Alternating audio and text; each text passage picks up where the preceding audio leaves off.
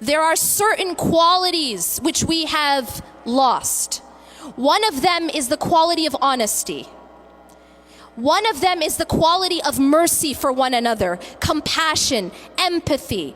We've lost these qualities that make a person have that beautiful, beautiful manners that the Prophet ﷺ said, إِنَّمَا بُعِثْتُ لِأُتَمِّمَ مَكَارِمَ الْأَخْلَاقِ.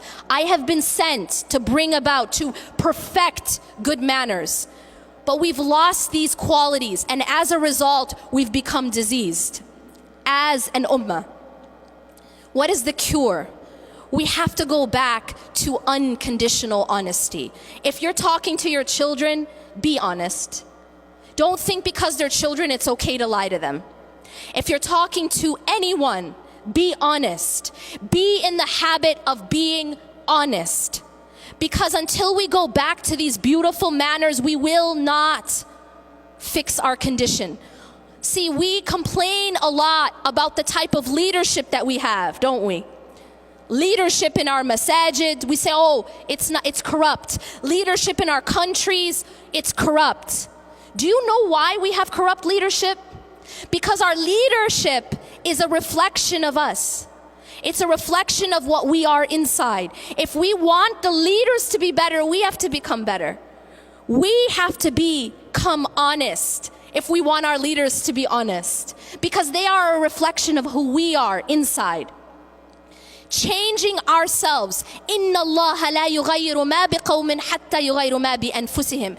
Indeed, Allah does not change the condition of a people until they change what's inside themselves.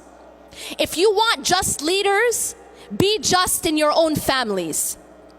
Be just in your organizations, at your schools, in your masajid. We can't even have a proper board in the masjid, and we're going to talk about justice at the state level.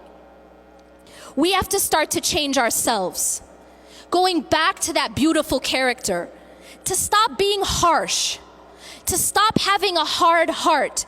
You know, one of the problems we have is we think that when you become religious, it means you have to be really mean. Right? You have to be harsh. Sometimes people, as they become more and more religious, they become more and more harsh with their families. All of a sudden, everything is haram, and now they've actually become more hardened. That's not what it means to be religious. The Prophet ﷺ was the softest of people. He had the softest of hearts, and he said, خَيْرُكُمْ خَيْرُكُمْ لِأَهْلِ. The best of you are the best to their families. It's not that the best of you are the best to those in the masjid or the most polite to the people at the cash register, but the best to your families. That's actually the litmus test of your righteousness. How do you treat your family when you get home? That is the litmus test put down by the Prophet ﷺ. We have to go back to good character. إِنَّمَا بُعِثْتُ لِأُتَمِّمَ مَكَارِمَ الْأَخْلَاقِ. I have been sent to beautify, to perfect beautiful manners and character. We have to go back to mercy between one another, compassion, empathy. لا يؤمن أحدكم حتى يحب لأخيه ما يحب لنفسه. That none of you truly believe until they love for others what they love for themselves. We have to be a people who care about one another. We cannot have this nafsi attitude. And if we do, it's a sign that there's a disease internally. Finally, one of the diseases that is plaguing us as a community, both individually as well as collectively, is the disease of despair. I believe that we have fallen into despair. Many of us feel as those who came before us felt.